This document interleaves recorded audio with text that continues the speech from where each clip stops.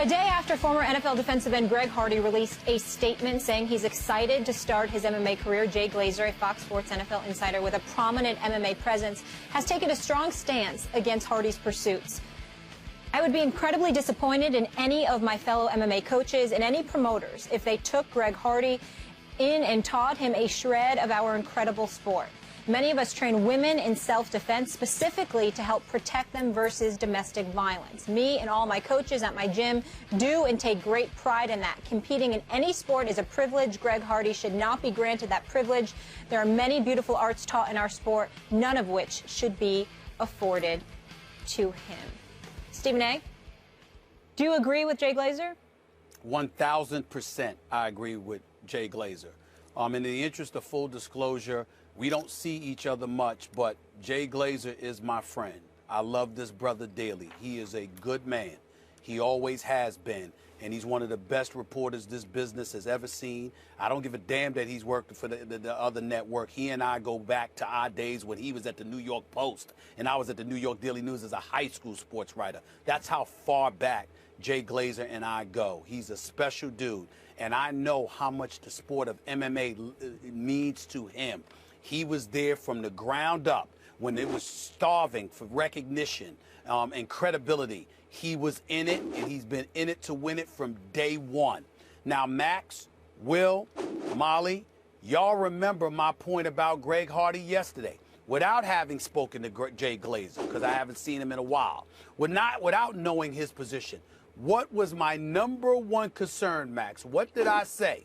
I said fear was my number one reaction, because this dude who seems undisciplined and unable to control himself and his emotions, okay, on the football field and evidently beyond, if you believe the bench judge that convicted him of assault after allegedly, I shouldn't say allegedly, damn it, he got convicted, throwing his girlfriend on a futon bed filled with rifles, slamming her arm down with a toilet bowl, grabbing her by the neck, threatening to kill her, even though he categorically denied it. He was found guilty by a judge during a bench trial. He appealed the decision in the state of North Carolina. You're allowed to appeal it and take it to a jury trial, at which time the woman that was the victim in all of this did not want to testify again under oath. She didn't want to go through all of that, and ultimately the case was dropped.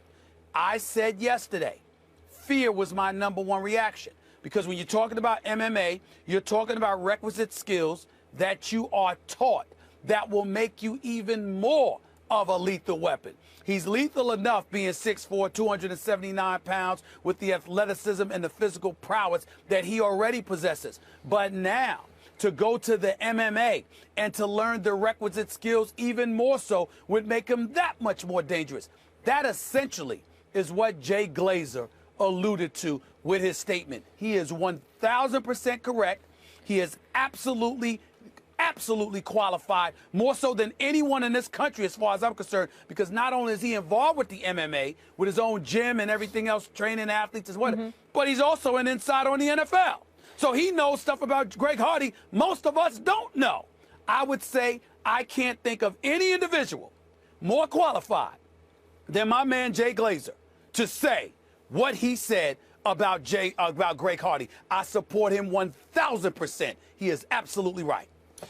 So, I disagree. Okay.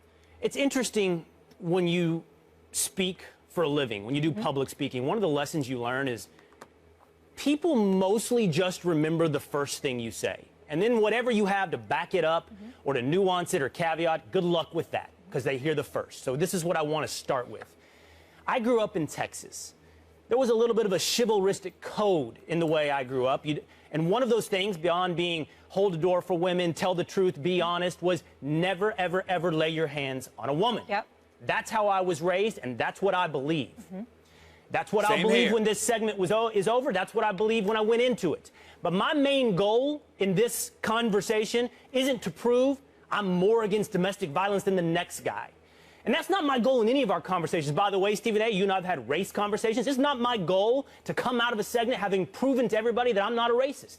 I'm not. Absolutely. I don't need to prove We've talked about that. We talked about that. Right. You're absolutely correct. So my goal is, let's get to what's interesting, what's thoughtful, What's smart, and here's the question when it comes to Greg Hardy and whether or not he should be allowed to participate in MMA, Max, is I also believe in second chances. President Obama on his ESPN town hall talked about this last night. I believe in it philosophically. I believe legally we have a debate about felons being more reintegrated into society and finding a place for them to be productive. So I come at this place where I'm like, well, what should Greg Hardy be exiled from? He shouldn't play football, according to many. He shouldn't be in MMA. What exactly is he allowed to participate in? Can he be in architecture? That's an art. Can he be a bricklayer? How many industries exile Greg Hardy for? And this is the other hairy thing, and you brought it up, Stephen A. He's legally not guilty. The legal system doesn't work like football. He's not 1-1. You know, in the end, after the appeal, he's not guilty. It doesn't mean he's innocent. I know the difference between innocent and not guilty. But if a guy's not guilty, but we all kind of live in this world where like, but we know, right? Then how do we apply that standard to a chosen profession for a man? How do we start saying you can't be this? You're exiled from this part of society. You can't be here. You can't do this. Based upon, right now, technically not guilty and philosophically not offering second chances, what are we telling people like Greg Hardy? Goodbye, get away from society. We don't have there's a special realm for you that I don't know exists yet. I'll respond after Max. I think that's a legitimate, those are all legitimate questions. Let me start with the first one. To Stephen A's point, Jay Glazer is uniquely positioned here as the hardest working guy in the business. Probably his guy is a tireless worker, really good guy. I've also known him for many years, though probably not as well as Stephen A does, but is also knows all about the NFL, knows all about MMA. And to answer the first question, what kind of occupations do people feel like maybe should have some sanctions against Greg Hardy or should have high barriers of entry? One of them might be fighting, you know, learning to use your body in ever more damaging and deadly ways. That may be one of them. But even if that were true, even if that were true, Max, wouldn't it be a little bit of a hurdle, the fact that he's technically not guilty? I want to go through that next, and then there's one last thing.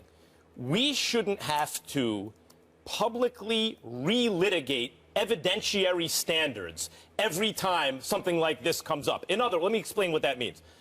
Just because someone's accused of a serious crime, even if that crime is difficult to prove or they had just a good defense or the plaintiff didn't have a strong enough case, we shouldn't have to relitigate publicly, in other words, all decide again what constitutes guilt. Right. There is a legal system, to your point, in place that works very well. Nothing's perfect, but it works better than everything else, right? And you said that you know the difference between not guilty and innocent. They're two different things. But he was not found guilty. He is not, you know. That's right. Okay. So the question is, should he be shunned? Right. In the case of, now this gets to an MMA question. In the case of individuals, promoters, who run businesses, I don't have a problem if they in good conscience sit down and say, okay, do I think it's the morally upright thing to do to be in business with this person? And if they say yes, they review it and say yes, okay, that's their decision, and they should go forward. And if they say no, don't, I think that's also fine for them, particularly in this industry, a fighting industry, considering the amount of evidence against Greg Hardy. And even though he's not guilty, we all see, I think many people see that there was stuff going on. Okay. That's not the way business works, though. Business generally is an amoral decision-making process. Not immoral, they're bad guys, but amoral. Morality doesn't usually is not the animating force in business. Making money is the animating force in business, and that's why I think it is fair if people like Jay Glazer say, okay, I'm in a media platform, I know both businesses, need to chime in. I have an idea about what's going on, and they're making a business decision, and I need to voice the moral concern. Will, perhaps this is a rhetorical question, but I did mention that he was convicted by the judge during the bench trial, correct? Right. Yes. I mentioned that, right? Yes. If I remember correctly, that's a felon. That's a felony. And if you're convicted, I'm not sure you're allowed to carry a weapon if you're a convicted felon, which is what happened. Now, the case may have been overturned or whatever the case may be, but ultimately a bench judge convicted Greg Hardy. If you are convicted, why should somebody turn around and train you to hurt people?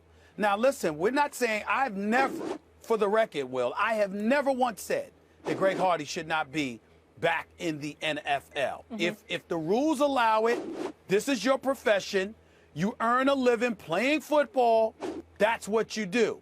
But MMA is a different sport, which essentially gives you the license to assault people in the octagon. But the requisite skills it teaches you are applicable outside of the octagon. And when you take that into consideration and you listen to the source of this opinion, which is Jay Glazer, and you take all of those things into consideration, I don't think it's something that's easily ignored. I applaud your position, Will, when you talk about the land of second chances, because I religiously say that about the United States of America. We're supposed to be the land of second chances. Right. But at the same time, that's after you suffered consequences the first go round. And a lot of people will lament to you that Greg Hardy really didn't suffer. He didn't do any jail time. He didn't lose the money he was supposed to lose, because even when he was suspended for 10 games, that got reduced to 4 because retroactively it was ruled that Roger Goodell couldn't impose the kind of stiff punishment that he wanted to impose against Greg Hardy. Obviously, he became a member of the Dallas Cowboys. And so when you look at it from that perspective, there is something to speak about as it pertains to his punishment or lack thereof. And therefore, when you're talking about a second chance, as far as they're concerned, he wasn't denied the first chance. Well, and I would point out, by the way, he's on his third or fourth chance at this point, right? He's not just on his second chance. And I know this has to be I know this has to be repeated over and over. If Greg Hardy is guilty of everything he's accused of, he's a bad person. I don't want to be on Greg Hardy's side. I don't want to defend him. But I see difficult questions that most, and many in the media, not Jay Glazer, not Stephen A. Smith, not Max Kellerman, don't want to get to, which is, how do you define a standard of guilt? What occupations do you exile from somebody from with what kind of standard for guilt? And most of the media, again, not Stephen A. Smith, Max Kellerman, or Jay Glazer, I don't know Jay Glazer, simply want to use these platforms to prove how virtuous they are. That's the safe thing to do, to always prove you're against domestic violence. Why don't you get some difficult questions, because these are hard to answer right here. Real quick, can I just say something? So I covered the UFC for a long time, for 7 years. No Jay Glazer, worked with him. And I spoke to Rashad Evans, former light heavyweight champ, before the show. He'll fight middleweight 205. And he said, this is where I get what you're saying for second chances, right? So if it was any other sport, and basically what Rashad said is, knowing how to fight like we do is such a huge responsibility. And if someone who trains MMA has a very bad temper, that can be very dangerous. And if he doesn't have the ability to think before he acts, that he could definitely hurt someone in this sport. So that's someone who's fighting right now, and that's his concern. I know we have to leave. Can I just say, since a little bit of a hard turn tonally? So Stephen A. Smith had his big moment last night on Jimmy Kimmel. Mine's today. Did you know this? I'm filling in on some radio show. I know. Like the Stephen A. Smith show. I don't know. It's some. Yo, you better watch your mouth. You ain't doing it yet. You better pronounce my name accurately and appropriately before you miss out on this opportunity. Will Kane is filling in for me today while I fly back to the East Coast on my radio show, and they got the nerve to joke around with my name. You want to get yourself canceled? Yes, just to before start. You even That's start. To start. 2 hours in your house, you have no idea the kind of damage I'm going to do today. Well, keep in mind that it wasn't like somebody called up and said, "Hey, Will," it was Stephen A. that said, "Call Will." I know. Remember that. I know. Be thankful. I know where it came from. I am. Watch your mouth. I am. All right. Stephen A. show in very good hands. Will, thank you so much for being with us. You bet. We'll check you later, 1 to 3.